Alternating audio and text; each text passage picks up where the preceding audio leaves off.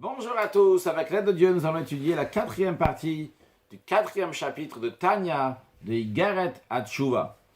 On va rappeler ce qu'on a appris avant, on va apprendre le texte, et à la fin on rajoutera un petit mot, un petit Fabringen sur un détail de ce qui est dit. Nous sommes dans page Tzadik He, Amoud Aleph, donc page 95, ou plutôt 180, en face de 188, donc 189, la deuxième ligne de Kachamamash al Derech Mashal.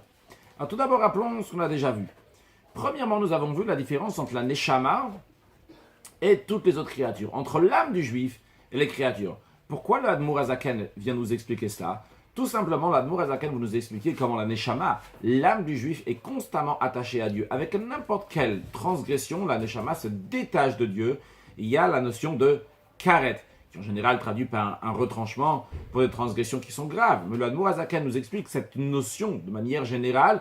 Le karet, il y a avec chaque commandement, si on n'a pas fait ou bien si on a transgressé la volonté de Dieu. C'est la raison pour laquelle, tout d'abord, l'Admour Azaken nous explique comment l'âme est attachée à Dieu. Comme cela, on pourra comprendre comment l'âme se détache de Dieu. Pour cela, nous avons expliqué que la Neshama, contrairement aux autres créatures, la Neshama vient du souffle de Dieu. Les autres créatures viennent de la parole de Dieu. La différence, elle est que ce qui vient de la créature, ce qui vient de la parole de Dieu, ça représente un niveau de divinité qui est extérieur. En hébreu, le chitzoniut. Par contre, la Neshama, qui vient du souffle de Dieu, vient d'un niveau de divinité qui s'appelle la pnimiut. D'ailleurs, encore une chose, je ne me rappelle pas si on l'avait mentionné, c'est pas rappelé ici dans le Tanya, mais ailleurs, il y a aussi une différence simple, que lorsque on parle, si je dis quelque chose et grâce à ça, donc quelqu'un va aller faire la chose, eh bien, la parole et la chose sont deux choses différentes. Par contre, si je prends par exemple un ballon, je souffle dans le ballon, le souffle, c'est mon souffle qu'il y a dans le ballon. Lorsqu'on dit ici que Dieu a soufflé, vailli par Be'apav, il a soufflé dans ses narines, on faisait référence à Adam Arishon et à chaque juif, que Dieu souffle dans lui l'âme divine, c'est-à-dire qu'il y a une parcelle de Dieu, il y a Dieu dans le juif. Donc ça, c'était un point que nous avons vu. Un deuxième point, qui est donc d'où vient, en fonction de ce niveau de divinité, que ce soit la parole ou que ce soit le souffle, c'est lié avec un certain nom de Dieu. Le monde entier, même les anges et toutes les créatures, sont liés avec le nom de Elohim, donc qui représente un nom qui est de la nature, ou comme on vient de dire, qui est l'extérieur, Chitzoniut, une partie extérieure de la divinité. Par contre, en ce qui concerne le juif, ça fait référence, il est lié avec Shem Havai, avec le Yud Kevavke, comme nous avons ramené avant, le verset qui Chelek Havai Amo, que le peuple de Dieu, même ici-bas sur terre, on est lié avec Havai, on est lié avec Akadosh Baruch Hu, avec Dieu. Yud Kevavke. Encore une chose que nous avons vu, nous avons parlé des 10 sphères, on sait qu'il y a des mondes spirituels, dans chacun de ces mondes, il y a 10 sphères, nous avons dit que ces 10 sphères sont liées avec le Yud Kevavke, avec le nom de Dieu. Comment ça? On avait expliqué que la Chochma, qui est la première des sphères qui représente juste le point, le flash, avant de développer le sujet, est retrouvée, signifiée dans la lettre Yud, qui est juste un point. Puis après, nous avons la lettre He, qui est la lettre He, elle a une forme de longueur et aussi de largeur, qui représente la Bina, la compréhension, le développement de Chochma, qui est dans la lettre He. Puis après, nous avons expliqué que le Vav, le Vav, la troisième lettre de Yud Kevavke, donc représente les midot, les attributs de manière plus précise, les 6 attributs qu'on appelle Chesed, Gvura, Tiferet, Netzach, Hod et Yisod, sans les traduire, mais en tous les cas, c'est les attributs, les sentiments, entre guillemets, qu'il y a dans les sphères qu'il y a là-haut. Puis, la quatrième lettre de Yud Kevavke, donc le He, représente le Malchut. Merci.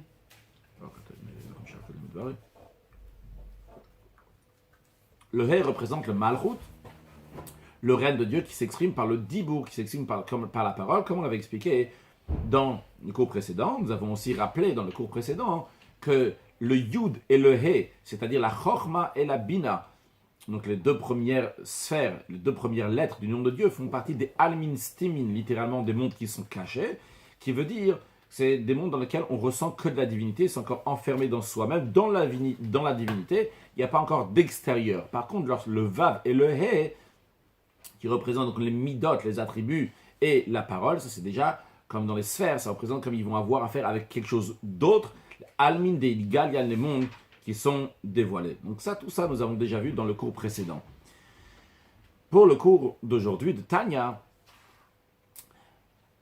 tout d'abord dire que tout ce qu'on a expliqué jusqu'à présent, que dans l'âme du juif, il y a le yud, le he, le vav et le he, donc il y a la compréhension, la chorma, la bina, après il y a les attributs et après il y a la parole.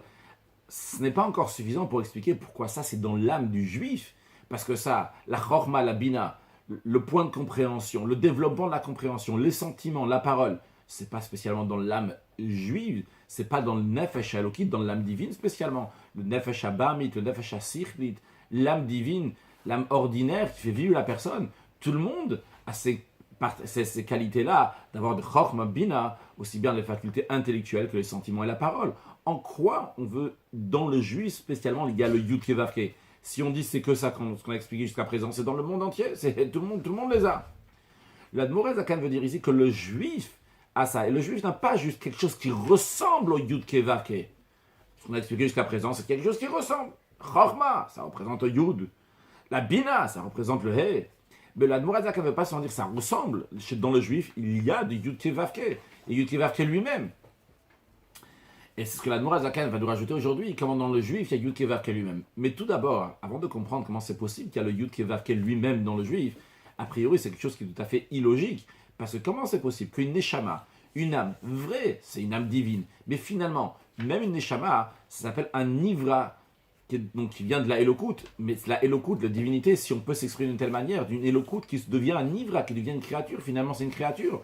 Contrairement au Boré, au créateur. Donc finalement, vrai, c'est une âme divine. Mais le fait que c'est une âme divine, elle a une certaine forme, elle a une certaine limite. Et comment, dans cette âme, donc il y a un Nivra au final, qui est une créature, il va y avoir le Boré, le créateur, le Yud Kevavke. Eh bien, la réponse, comme l'Admor Zakan va nous l'expliquer, l'idée va nous expliquer, on le dit maintenant oralement, c'est que la seule chose qui est encore rattachée à Dieu tout en venant ici-bas, c'est la Torah et les mitzvot. Lorsqu'un juif, il étudie la Torah, il s'attache avec Dieu lui-même, pas avec quelque chose qui ressemble à Dieu, avec une extension de Dieu. Torah, c'est Dieu lui-même. Les mitzvot, les commandements de Dieu, même qui sont dans ce monde matériel, ils ont affaire avec des choses matérielles, eh bien quand même, ils sont attachés à Dieu lui-même. Ça, c'est une particularité, un cadeau, quelque chose d'incroyable que Dieu a fait. En tous les cas, dans la Torah et dans les mitzvot qu'un juif fait ici-bas dans ce monde matériel, il y a Dieu lui-même. Et donc, ce que nous allons voir, comment dans le juif, donc lorsqu'il étudie la Torah, lorsqu'il fait les mitzvot, comment il est attaché à Dieu. Et donc, ce n'est pas juste qu'il y a quelque chose qui est en ressemblance à Dieu dans lui-même. Il a le Yud Kevavke, il a Dieu lui-même. Encore une chose, pour comprendre la suite et ce que j'appellerais en tous les cas le fil conducteur, à mon humble opinion, de ce que l'Admor Zakan veut nous dire, on sait que lorsqu'on fait Torah ou mitzvot, la Torah et mitzvot se font par ce qu'on appelle les levushim, les vêtements. L'Admor Zakan a déjà expliqué ça dans la première partie du Tanya, en chapitre 4, que chaque âme a des vêtements avec lesquels elle s'exprime.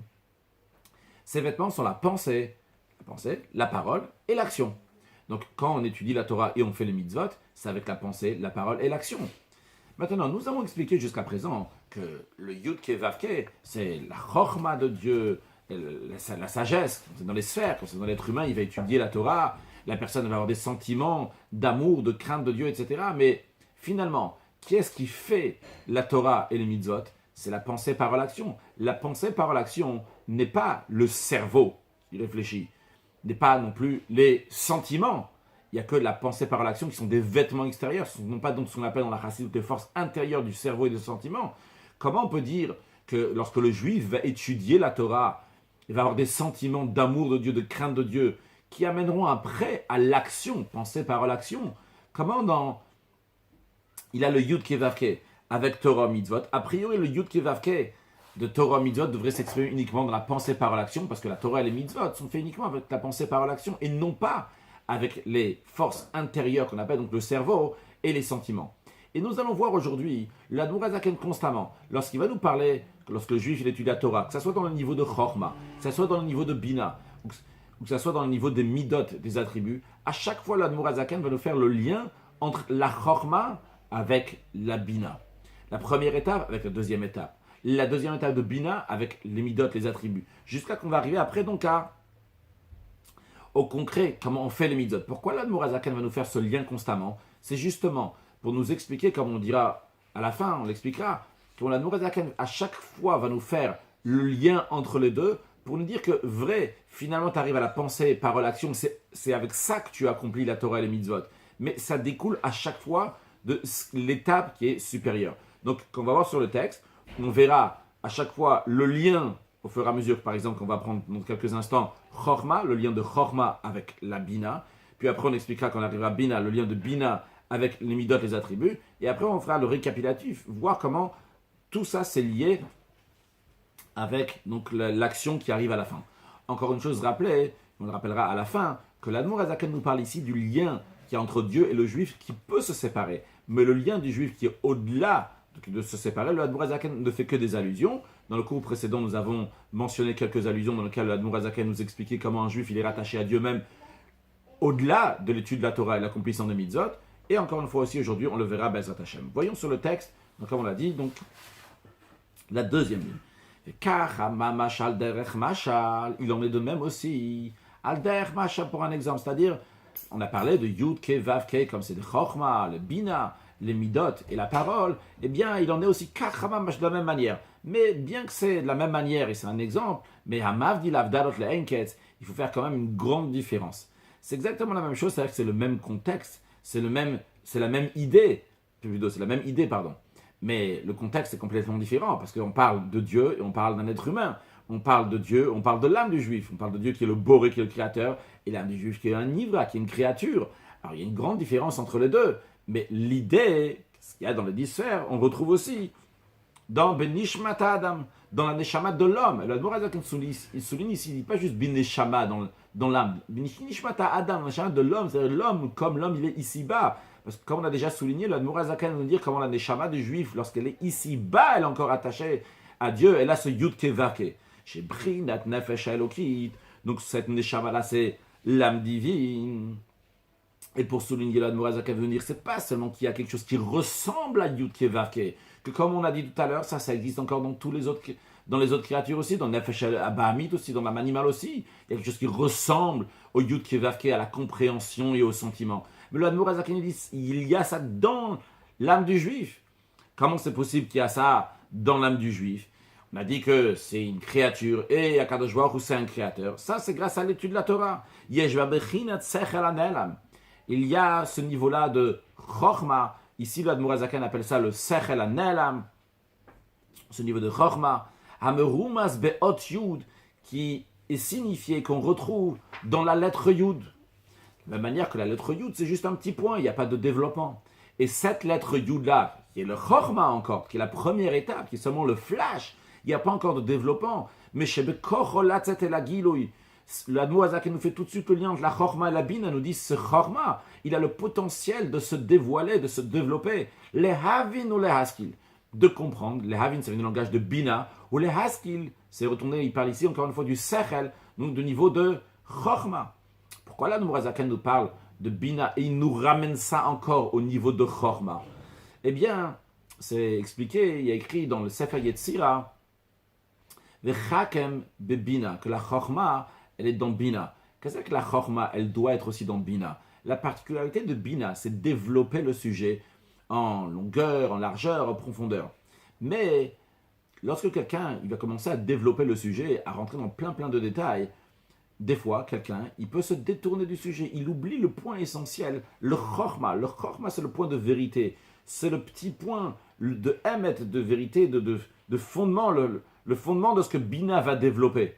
Et alors, quand on va dans la Bina, on commence à développer des sujets, on va dans plein de détails et partager le sujet en plein de morceaux avec des exemples, etc.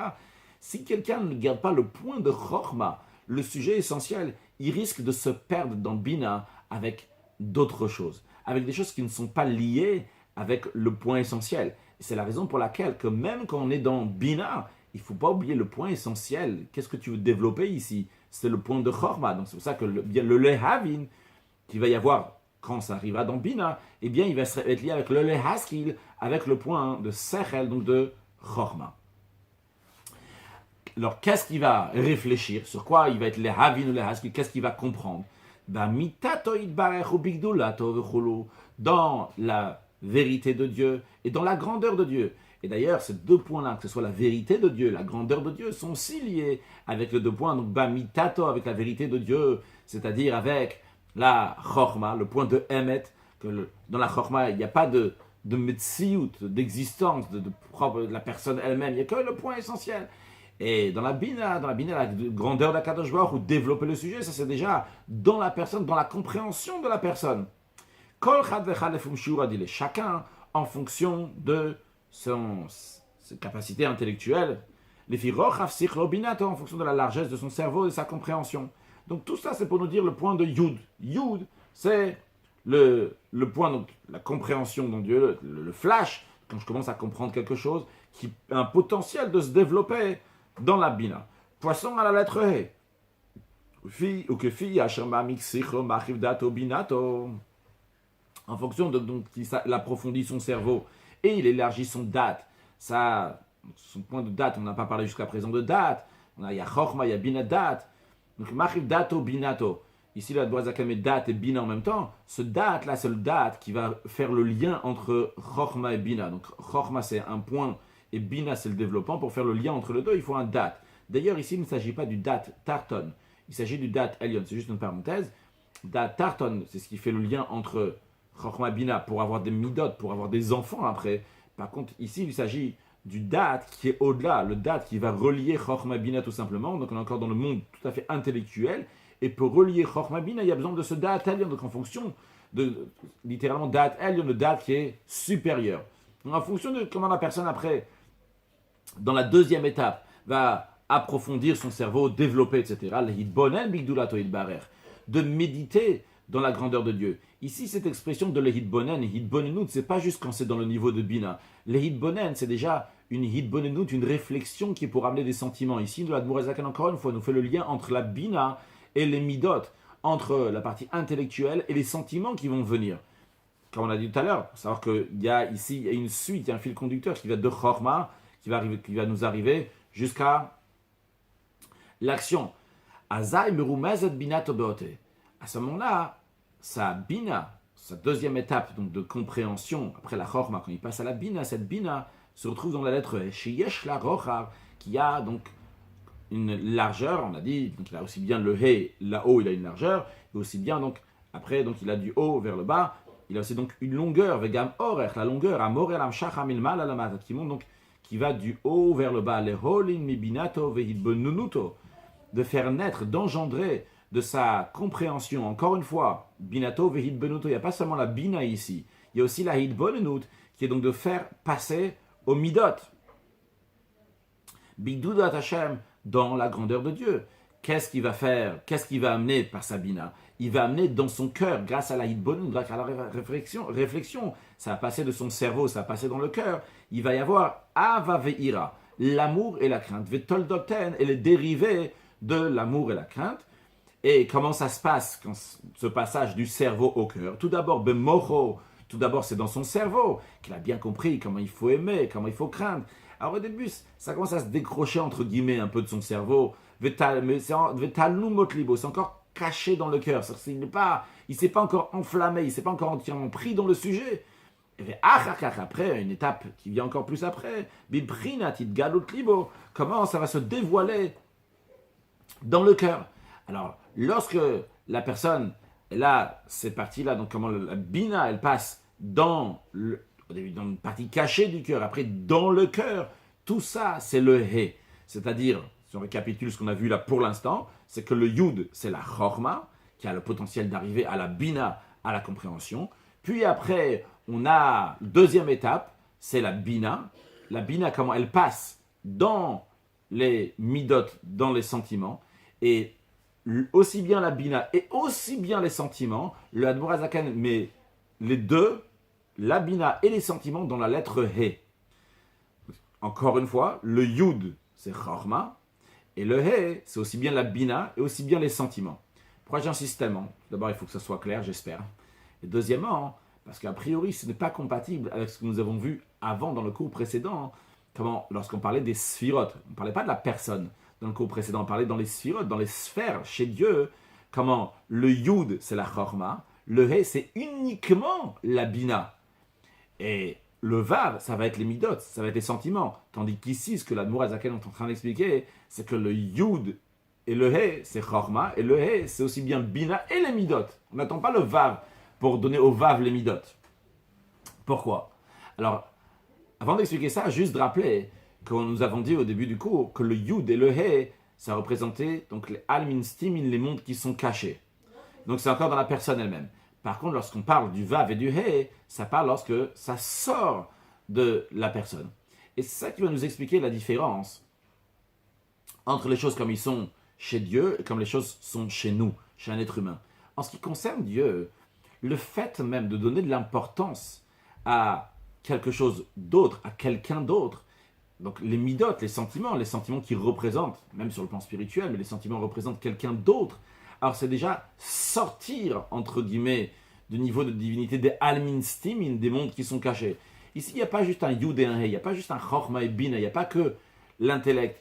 Dieu, Dieu il donne l'importance à quelque chose d'autre. Donc il n'y a plus maintenant ce monde caché qu'on avait expliqué. Le monde caché, c'est Einod Milvado. Il n'y a rien d'autre à part Dieu.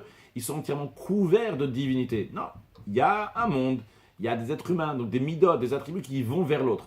Donc chez Dieu, bien sûr c'est une image, mais dans les sphères, en tous les cas, dans les sphères, le Yud et le He, c'est seulement Chorma Bina. Dès qu'on parle de midot, c'est tout de suite qu'il y a quelque chose d'autre. Il y a quelqu'un d'autre. Et donc, c'est la raison pour laquelle ça fait partie déjà du Vav et du He, que le Vav et le He ne sont pas des Hanistarot, ne sont pas des cachés, ne sont pas des Almin des Stimin, ne sont pas des mondes cachés, ce sont des Almin des Galian, des mondes qui sont dévoilés, ça fait partie de Haniglot, des choses qui sont dévoilées. Donc, dès que tu parles des Midot dans les sphères, dès que tu parles des attributs des sentiments, c'est qu'il y a quelque chose d'autre.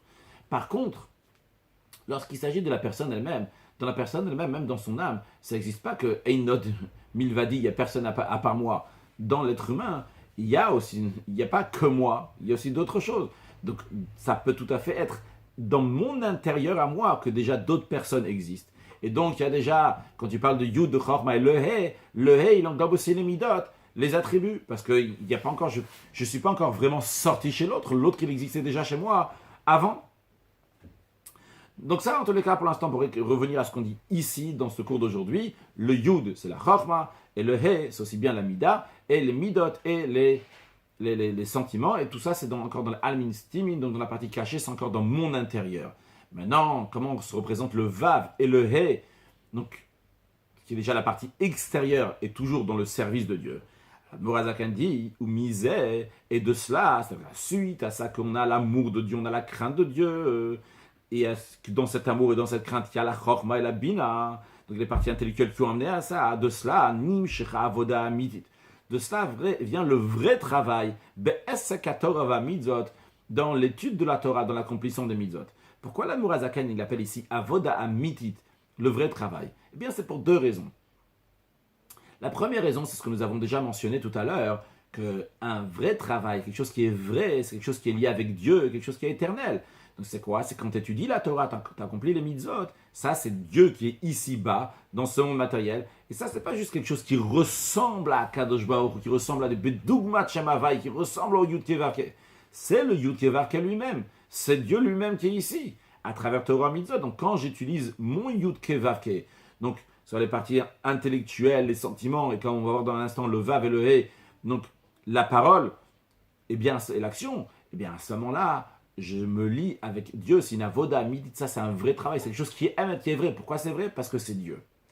Encore une autre raison, pourquoi là, Admor HaZaken dit avoda midit, c'est un vrai travail, et c'est une raison qui est technique et logique. L'Admor HaZaken a déjà expliqué dans le chapitre 4 de l'Écouter Amarim que quelqu'un qui sert vraiment Dieu, comment il le sert? Il sert uniquement s'il a l'amour de Dieu et la crainte de Dieu. L'amour et la crainte de Dieu sont le moteur pour les commandements positifs et pour les commandements négatifs. Les faire parce que j'aime Dieu. Ne pas faire parce que je crains Dieu. Ici, il y a un moteur derrière ça. Il y a un amour, il y a une énergie, il y a un plaisir de faire ça. Ce n'est pas juste faire les choses techniquement. Quand on fait les choses seulement techniquement, je les fais concrètement. Est-ce que ça s'appelle du vrai? Du vrai, c'est lorsque ça me transcende, ça pas me transcende, pardon, ça m'imprègne d'un bout à l'autre. Quand est-ce que ça m'apprenne d'un bout à l'autre, c'est-à-dire depuis mon cerveau jusqu'à l'action, c'est lorsque j'ai la compréhension qui a amené des sentiments qui ont amené à cette action. Donc, de cela, lorsqu'il y a le chorma et les bina et les midot, il y a la compréhension et les sentiments, après de cela, on veut dire avoda mitit, un vrai travail. C'est quoi ce travail-là?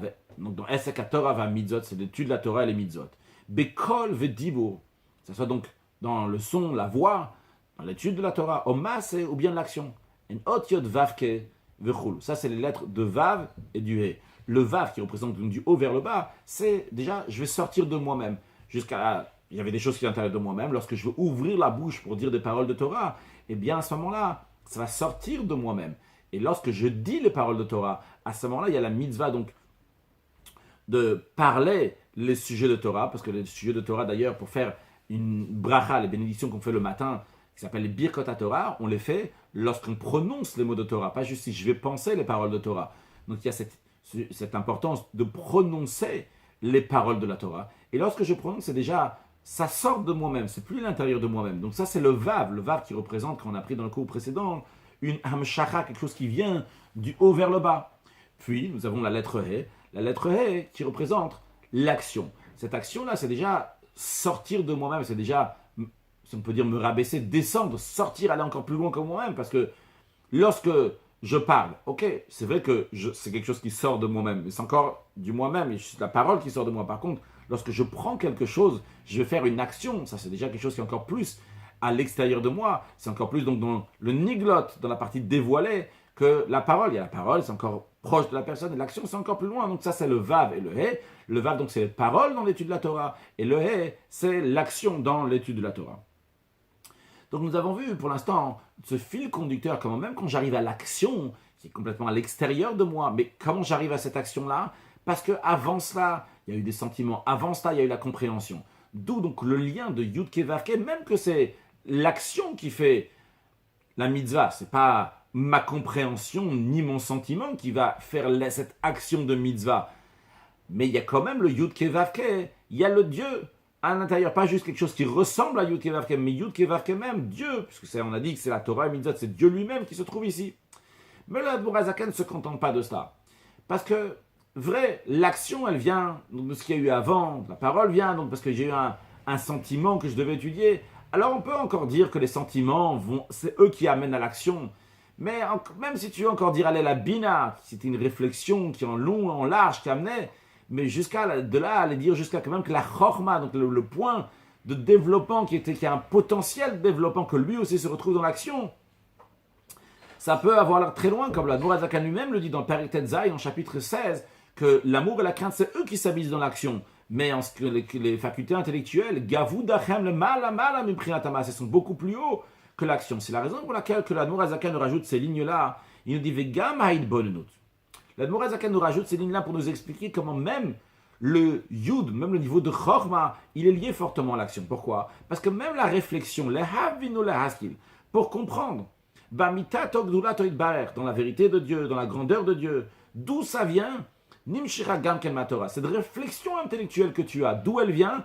Elle vient de la Torah. Tu réfléchis sur un texte de Torah, tu prends un texte de Torah, tu étudies, ça vient du niveau de chorma. De oraita me chorma nafka.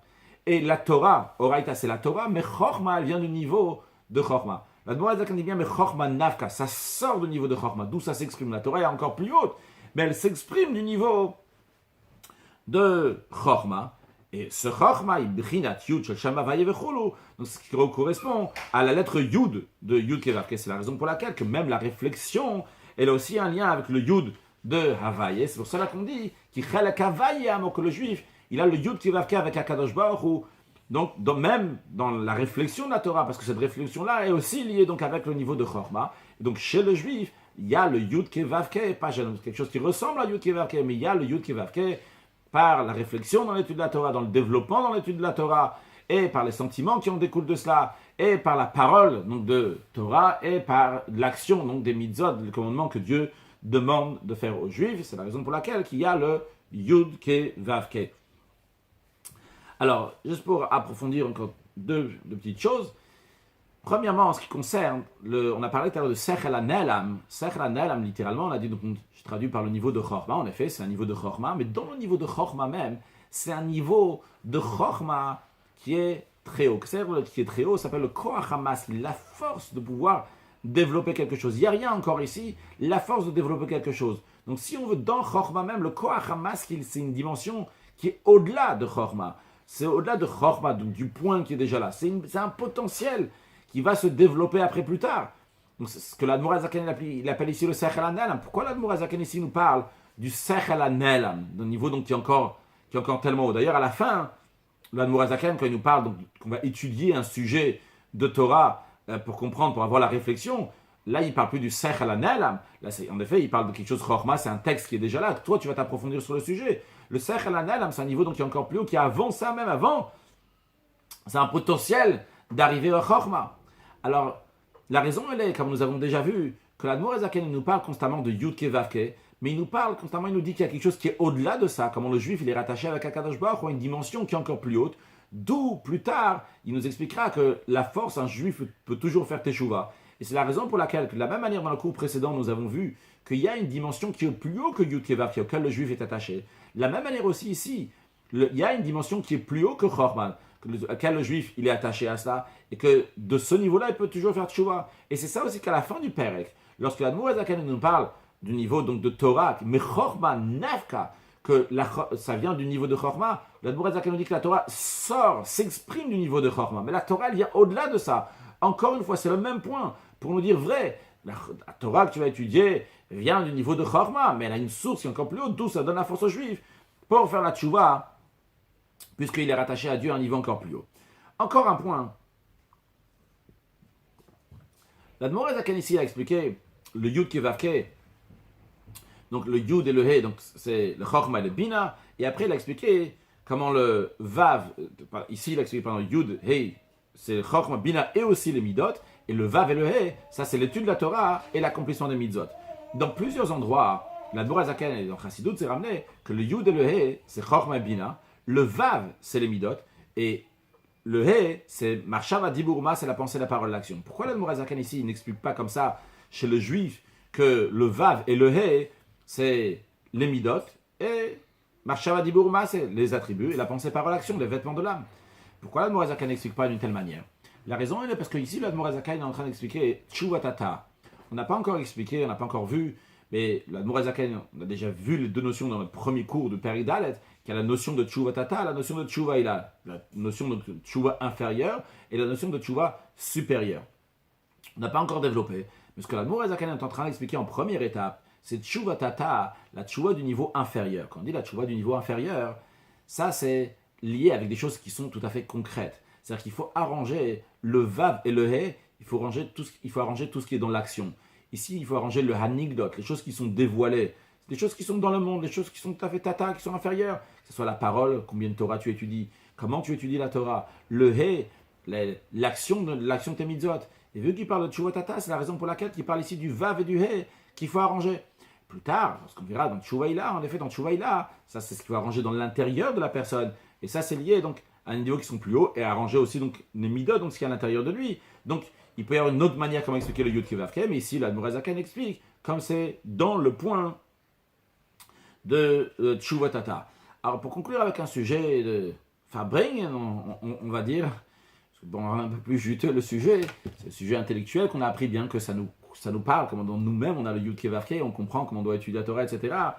Juste un petit détail en ce qui concerne, on a vu ce qui est écrit dans Sefer Yetzir avec Hakem Bebina, que dans le niveau de Bina, dans le niveau de compréhension, il faut y avoir la Chorma. C'est quelque chose à méditer très important dans la vie de tous les jours. On ne va pas faire un long Farbringen, mais juste penser comme je le comprends. Souvent quelqu'un il peut se tromper. Il rentre dans des détails dans la vie qui ne sont pas importants. Et il commence à s'embrouiller avec ça, et il oublie c'est quoi l'essentiel. C'est quoi l'essentiel de sa mission? Pourquoi il est venu ici? Pourquoi il est venu parler à cette personne-là? Qu'est-ce qu'il veut de son conjoint? Qu'est-ce qu'il veut de ses enfants? Qu'est-ce qu'il veut avec eux? Et pour qu'il y ait un détail comme ça, il s'arrête sur le détail, il focalise là-bas, et il oublie le point essentiel pourquoi il est là. Et le Hakem Bebina, avoir la Chorma dans Bina, la Chorma c'est le Emet, on a dit, c'est la vérité, c'est le point essentiel. Et il se retrouve aussi dans Bina, même quand on arrive dans Bina, qui est un développement, il y a moi, ce que je veux, et ce que je veux gagner, ce que je veux avoir raison, etc. Je ne vais pas perdre la tête, je veux savoir exactement quel est mon but, où je veux en arriver. Alors, une histoire, on va raconter plusieurs histoires, une histoire dans cet esprit-là. Et le professeur Green, c'était quelqu'un donc, qui était pas religieux du tout, et qu'il a été rapproché à la Torah et au mitzvot par le Rav Moshe Fer, le chaliard du Rabbi à Minnesota. C'est un très très très grand scientifique. La NASA lui avait donné déjà des millions lorsqu'il était assez jeune pour pouvoir faire ses projets. Et une des choses qu'il avait écrit au Rabbi en Tafshin Chav Bet en 1962, c'était en ce qui concerne l'évolution. Il a entendu que le Rabbi n'est pas d'accord avec l'évolution, qu'on descend du singe, etc. Et il n'a pas eu vraiment de réponse du rabbi sur le sujet. Et ici, il ramène toutes les lettres qu'il a écrites au rabbi, comment le rabbi lui a répondu, etc. Et il explique donc l'idée, etc. Qu'est-ce que lui il a dit, qu'est-ce que le rabbi lui a dit. Et dans la lettre, on peut voir comment 2 ans et demi après, en Tafshin Chavdal étant elle, ou 2 ans et demi après, en 1964, le rabbi lui répond à NB et il dit on a quelque chose à régler en ce qui concerne l'évolution. Là, le rabbi commence à lui parler l'évolution, ce que le professeur Green a tout à fait compris. Mais il était étonné pourquoi le rabbi lui a pas dit jusqu'à présent. Il explique dans le livre, basé sur ce que le rabbi lui-même lui écrit, il dit que le rabbi aurait pu m'écrire quand j'étais en plein mouvement de me rapprocher de Chabad et ramener des jeunes à Chabad. Il aurait pu m'écrire et me montrer qu'il a raison. Mais comme le rabbi lui dit dans sa lettre, que c'est pas la question maintenant de montrer qu'il a raison ou pas. Le rabbi attendait qu'il soit bien prêt, qu'il soit bien dans le sujet, et tu vas lui dire, il ne va pas être vexé ou quoi que ce soit, dire ah, le rabbi voulait montrer qu'il avait raison ou quoi que ce soit. C'est-à-dire, des fois, l'essentiel, c'est pas d'avoir raison. L'essentiel, c'est de faire passer le message. Concrètement, il s'est rapproché du judaïsme, il a mis les tefilines, il a fait Shabbat, il a rapproché d'autres jeunes du judaïsme. Ça, c'est l'essentiel. Il ne faut pas perdre le point. Le chacham doit être dans Bina. Donc, c'est un point, pas dans le sujet du Tanya d'aujourd'hui, mais en tous les cas, qui est aussi lié, qui a de quoi prendre un enseignement de cela. Excellente journée, que chacun de nous dévoile le Havaïe, le Yud Kevavke, qui est déjà à l'intérieur de nous, qu'on le voit de manière concrète dans la vie de tous les jours, que ce soit dans la compréhension, dans les sentiments, dans la pensée, dans la parole et dans l'action.